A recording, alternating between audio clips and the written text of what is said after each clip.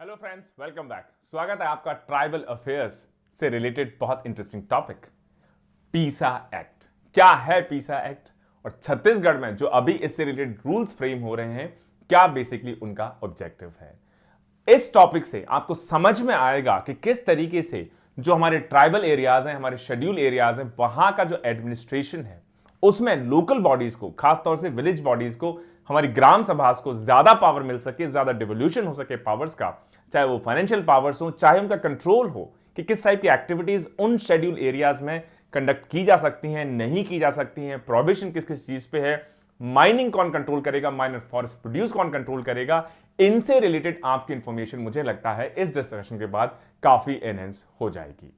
Scheduled areas वो areas होते हैं जिनको या तो प्रेसिडेंट थ्रू नोटिफिकेशन या state governor through notification notify करते हैं। तो ये जो पीसा एक्ट है, पीसा एक्ट का बेसिकली पूरा नाम है panchayat extension to schedule areas. ये जो पीसा एक्ट है इन शेड्यूल एरियाज में लागू होता है।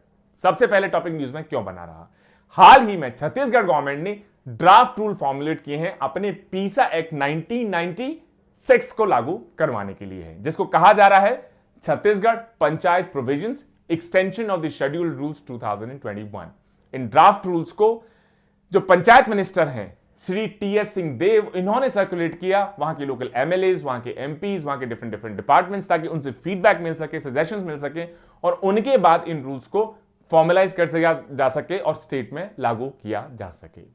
क्या है ये पीसा एक्ट ऑफ 1996 और ये जो रूल्स बनाए जाते हैं स्टेट्स में, ये क्यों बनाए जाते हैं, इसको समझना बहुत इंपॉर्टेंट है। उसके बाद की कहानी तो फिर आसान हो ही जाएगी। जो panchayat extension of schedule areas act 1996, जिसको शॉर्ट में पीसा भी कहा जाता है, PESA, इनको बेसिकली इनेक्ट किया, किसने इनेक्ट किया होगा? सेंट्रल गवर्नमेंट ने 1996 में। और इसका पर्पस यही था कि जो सेल्फ गवर्नेंस है हमारी विलेज असेंबलीज के थ्रू, ग्राम सभा के थ्रू, ऐसे एरियाज में जो कि लोग शेड्यूल एरियाज में रहते हैं, उनको हम ग्राम सभा को, लोकल सेल्फ गवर्नेंस को कैसे प्रमोट कर सके शेड्यूल एरियाज में, इसको प्रमोट करने के लिए पीसा एक्ट 1996 सेंट्रल गवर्नमेंट ने बेसिकली इनेक्ट किया। शेड्यूल एरियाज क्या होते हैं? गवर्नर और प्रेसिडेंट नोटिफाई कर सकते हैं प्रॉपर प्रोसीजर फॉलो करते हुए। ये जो पीसा एक्ट है इसका पर्पस यही है कि लीगली जो हमारी ट्राइबल कम्युनिटीज हैं या जो शेड्यूल एरियाज के ट्रेडिशनल रेजिडेंट्स हैं, उनको हम कैसे ज्यादा पावर्स दें, उनको हम कैसे ज्यादा आत्मनिर्भर बनाएं, कैसे उनको सेल्फ गवर्नेंस की तरफ और ज्यादा बेसिकली पुश करें, बढ़ाएं, ताकि वो अपने खुद के सिस्टम जो हैं सेल्फ गवर्नमेंट के, उनको ज्यादा प्रमोट कर सके। साथ ही साथ उनके जो राइट्स हैं, अधिकार हैं, उनके जो ट्रेडिशनल चीजों पे उनके राइट्स हैं, नेचुरल रिसोर्सेज पे उनके राइट्स हैं, उसको भी हम कैसे इंश्योर कर सकें। और इन सभी ऑब्जेक्टिव्स को अचीव करने के लिए, परस्यू करने के लिए पीसा बेसिकली एम्पावर करता है कि जो ग्राम सभाएं हैं वो बहुत इंपॉर्टेंट रोल प्ले करेंगी। कोई भी प्लान है या जितने भी सोशल सेक्टर्स हैं गांव से रिलेटेड, उन सबको मैनेज करने में, कंट्रोल करने में, बहुत सारे सेक्टर्स, चाहे वो प्रोसेसेस हो या पर्सनल हो, वो जो भी पॉलिसीज या एक्साइज कंट्रोल हो, वो बेसिकली जो भी इंप्लीमेंट करेगा इन ग्राम सभाज में या शेड्यूल एरियाज में, चाहे वो माइनर फॉरेस्ट प्रोड्यूस हो जिसमें टिम्बर बेसिकली इंक्लूडेड नहीं है, मतलब minor but non timber forest resources हो, या माइनर वाटर बॉडीज हो, माइनर मिनरल्स हो, या लोकल मार्केट्स को मैनेज करना हो, या लैंड एलियनेशन को प्रिवेंट करना हो, और वो इंटॉक्सिकेंट्स हैं या नशीले पदार्थ मैं जिनको कह सकता हूं, उनका क्या रेगुलेशन रहेगा। इसके अलावा और भी बहुत सारी पावर्स इसमें सेंट्रल गवर्नमेंट के बजाय, स्टेट गवर्नमेंट के बजाय अब ग्राम सभा लोकल लेवल पर आ जाती हैं। इस एक्ट के थ्रू सेंट्रल गवर्नमेंट ने जब इस एक्ट को 1996 में इनेक्ट किया, तो स्टेट गवर्नमेंट्स को कहा गया कि आपको अपने अपने जो पंचायत राज एक्ट्स हैं, वो शेड्यूल या अमेंडमेंट 73rd एंड 74th के थ्रू जो लाए गए हैं, उनको बेसिकली चेंज करना होगा ताकि आप पीसा के जो प्रोविजन है इनके साथ कंप्लाई कर सके। छत्तीसगढ़ में अभी की जो गवर्नमेंट है उसमें इलेक्शन इशू भी बेसिकली बना रहा, और गवर्नमेंट ने प्रॉमिस किया कि हम एक्चुअली पीसा एक्ट को अब छत्तीसगढ़ में भी लागू करवाएंगे, जिससे विलेज लेवल पे हम पावर को डिवॉल्व करवा सके। इसके अलावा जो ग्राम सभा है विलेज लेवल पर, उनको ज्यादा स्ट्रेंथन कर सके, मजबूत बना सके, और जो लोकल रिसोर्सेज हैं उन पे ग्राम सभा के कंट्रोल को और ज्यादा इफेक्टिव हम कर सके। इसी डायरेक्शन में गवर्नमेंट ऑफ छत्तीसगढ़ ने ड्राफ्ट रूल्स कॉन्स्टिट्यूट किए, कई सारे विलेज लेवल रिप्रेजेंटेटिव्स जो शेड्यूल एरियाज के हैं उनसे कंसल्ट किया और 10 ब्रॉड टॉपिक्स में इन रूल्स को कैटेगराइज किया गया। लेयर्ड कंसल्टेशन हुई और 9 चैप्टर्स में इन रूल्स को प्रिपेयर करके अभी लोकल रिप्रेजेंटेटिव्स के साथ, चाहे वहां के इलेक्टेड एमएलएज हों या एमपीज हों या डिफरेंट डिपार्टमेंट्स हो, उनको इसको डिस्ट्रीब्यूट किया गया है कि सब अपना अपना इसमें फीडबैक दे सकें ताकि इनको फाइनल करके नोटिफाई करवा जा सके। छत्तीसगढ़ के अलावा और कितने स्टेट्स हैं जहां पर ये रूल्स पहले से ही लागू हैं? छत्तीसगढ़ 7th ऐसा स्टेट बन जाएगा। इसका मतलब 6 ऑलरेडी स्टेट्स हैं जहां पर पीसा लॉ ऑलरेडी इफेक्टिव हैं दोस्तों। अच्छा, ये रूल्स जो बनाए जा रहे हैं पीसा के अंडर, ये इंपॉर्टेंट क्यों हैं? क्या क्या टॉपिक्स इनमें कवर किए जाएंगे? मुझे लगता है एरिया ऑफ इंटरेस्ट बड़ा है। ये जो पीसा रूल्स हैं ये शेड्यूल्ड एरियाज में जितने भी रेजिडेंट्स हैं, चाहे वो ट्रेडिशनल फॉरेस्ट ड्वेलर्स हों या हमारे ट्राइब्स हों, ये बेसिकली इन लोगों को पावर देता है कि जो भी आपके विलेज लेवल बॉडीज हैं इनको पावर ट्रांसफर हो जाएगी स्टेट गवर्नमेंट या सेंट्रल गवर्नमेंट के बजाय लोकल ग्राम सभा को। और ग्राम सभा कौन कॉन्स्टिट्यूट करता है? किसी भी गांव के जितने भी रजिस्टर्ड वोटर्स हैं वो बेसिकली ग्राम सभा कही जाती है। ये पावर्स ग्राम सभा के पास आ जाएंगी जिसमें आपकी कल्चरल आइडेंटिटी को आप कैसे मेंटेन करते हैं, आपके ट्रेडिशंस को आप कैसे मेंटेन करते हैं, इसके अलावा जो भी स्कीम्स जो कि अफेक्ट करेंगे हमारे ट्राइबल्स को या ट्रेडिशनल बेसिकली ड्वेलर्स को, इसके अलावा जो नेचुरल रिसोर्सेज हैं उस विलेज के एरिया में जो भी फॉल करते हैं उसके ऊपर कंट्रोल अब किसका हो जाएगा?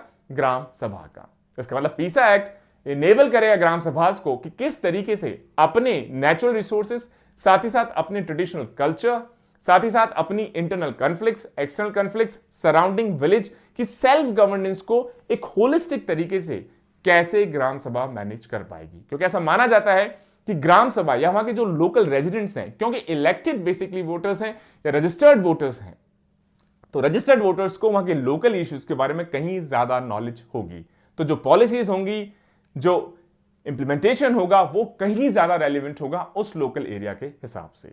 अगर ये रूल आप ना बनाएं और सिर्फ पीसा एक्ट हो तो एक्चुअली पीसा एक्ट को प्रॉपर्ली इफेक्टिवली इंप्लीमेंट करवाना पॉसिबल नहीं होता। ये जो पूरी प्रोसेस है कि किस तरीके से आप पावर को डिसेंट्रलाइज कर देंगे, किस तरीके से आप इंस्टीट्यूशनलाइज जो स्ट्रक्चर्स हैं उनको सेंट्रलाइज होने के बजाय अब उनको फिर से आप गांव के लोगों पर पहुंचाएंगे, कैसे ग्राम सभा तक पहुंचाएंगे, कैसे उनको पावर देंगे कि अपने culture, art, society, social issues, conflict, natural resources, mining, intoxicants का कैसे रेगुलेशन होगा, एक्साइज पॉलिसी क्या होगी उस विलेज से रिलेटेड, इन सब मार्केट्स, इन सब पे अब विलेज गांव खुद डिसीजन ले पाएगा। जो लॉज हैं एक बार जब फाइनली नोटिफाई हो जाएंगे तो ग्राम सभा के पास पूरी पावर्स आ जाएंगी कि अपने जो कस्टम्स हैं, ट्रेडिशंस हैं, अपने रिसोर्सेज हैं, इनको हम कैसे मैनेज करेंगे। साथ ही साथ जो भी मिनरल्स हैं अगर उस ग्राम सभा के एरिया से निकाले जा रहे हैं, एक्सकवेट किए जा रहे हैं, तो उस पे भी ग्राम सभा रेगुलेट कर सकती है। ये रूल्स नोटिफाई होने के बाद कहेंगे कि कोई भी एजेंसी किसी भी गांव में अगर वर्क कर रही है तो वो ग्राम सभा को इन्फॉर्म रखेगी। साथ ही साथ ग्राम सभा को पावर मिल जाएगी कि वो विलेज की लिमिट में किसी भी काम को चाहें तो अप्रूव कर सकती हैं और किसी भी काम जो इनको लगता है कि ठीक नहीं है उसको रोक सकती हैं। सिग्निफिकेंट बेसिकली पावर आ जाएगी ग्राम सभा के पास, क्योंकि भी स्टेट गवर्नमेंट या डिस्ट्रिक्ट एडमिनिस्ट्रेशन डिसाइड करती है, अब वो पावर चली जाएगी ग्राम सभा के पास। जो पावर है ये रूल्स के थ्रू ग्राम सभा को मिल जाएगी कि अपने मैनेजमेंट ऑफ रिसोर्सेज, खासतौर से 3 इंपॉर्टेंट चीजें, जल, जंगल, जमीन, मतलब वाटर, फॉरेस्ट, लैंड, ये तीनों मेजर डिमांड हमारी ट्राइबल्स की रही हैं। काफी हद तक माना जाता है जो लेफ्ट विंग एक्सट्रीमिज्म है या जिसको नक्सलिज्म भी काफी लोग कहते हैं, ये इन तीनों के डेप्रीवेशन की वजह से, एलिनेशन की वजह से ही हमारी कंट्री में इस हद तक बढ़ा। साथ ही साथ जो माइनर फॉरेस्ट प्रोड्यूस हैं, माइंस हैं, मिनरल्स हैं, मार्केट्स हैं, ह्यूमन रिसोर्सेज हैं, इन सब पे भी ग्राम सभा का जुरिस्डिक्शन आ जाएगा। इसके अलावा ग्राम सभा की पावर्स आ जाएंगी कि किस तरीके से वो मॉनिटर करना चाहे या किसी चीज का प्रोहिबिशन करना चाहे, किसी भी चीज के मैन्युफैक्चरिंग को, ट्रांसपोर्टेशन को, सेल को, किस चीज के, इंटॉक्सिकेंट्स के या अल्कोहल के या बेसिकली नशीली चीजों के, ये ग्राम सभा अब डिसाइड कर पाएगी। साथ ही साथ अगर लड़ाई हो जाती है या कोई कंफ्लिक्ट हो जाती है उसको कैसे रिजॉल्व करवाया जाए, ये भी अब ग्राम सभा की ड्यूटी ही मानी जाएगी। इसके अलावा बहुत सारे जो ट्राइबल कस्टम्स हैं, ट्रेडिशंस हैं, जैसे गोटुल एटसेट्रा का जो ट्रेडिशंस हमारे यहां रहा है ट्राइबल एरियाज में, उसको बेसिकली कैसे प्रमोट किया जाए। छत्तीसगढ़ में अभी ये गाड़ी कहां तक पहुंची। तो नवंबर 2020 में बेसिकली प्रोसेस शुरू हुई। उसके बाद 15 अलग अलग ट्राइबल ब्लॉक्स के साथ 5 डिस्ट्रिक्ट्स में काफी डिस्कशंस हुए वहां के पंचायती राज मिनिस्टर श्री सिंहदेव के साथ। उसके बाद ड्राफ्ट रूल्स बनाए गए, डिपार्टमेंट्स को भेजे गए। अभी एमपीज एमएलएज जो कि शेड्यूल एरियाज को रिप्रेजेंट करते हैं उनके पास भेजे जा रहे हैं। जब वहां से अप्रूव हो जाएंगे इनको चीफ मिनिस्टर साथ ही साथ स्टेट कैबिनेट के समक्ष रखा जाएगा एंड फाइनली एक बेसिकली लॉ पास किया जाएगा लेजिस्लेटिव असेंबली, विधानसभा एटसेट्रा में। उसके बाद ऑनरेबल गवर्नर के पास जाएंगे ताकि वो इसमें असेंट दे दें और उसके बाद ये रूल्स लॉ में बन जाएंगे। तो मुझे उम्मीद है दोस्तों आज का ये लेक्चर ट्राइबल रिलेटेड अफेयर से बहुत इंपॉर्टेंट है। क्या है पीसा रूल्स, कैसे ये centralised basically policy making, decision making, enforcement को डिसेंट्रलाइज करने की डायरेक्शन में इंपॉर्टेंट स्टेप है। किन किन चीजों पे ग्राम सभा का बेसिकली जुरिडिक्शन एक्सटेंड हो जाएगा इन रूल्स बनने के बाद या पीसा एक्ट की वजह से, कब ये इंप्लीमेंट हुआ, क्यों इंप्लीमेंट हुआ, क्या इसके मोटिव्स रहे। आपको पसंद आया होगा। Stay tuned. जय हिंद, जय भारत।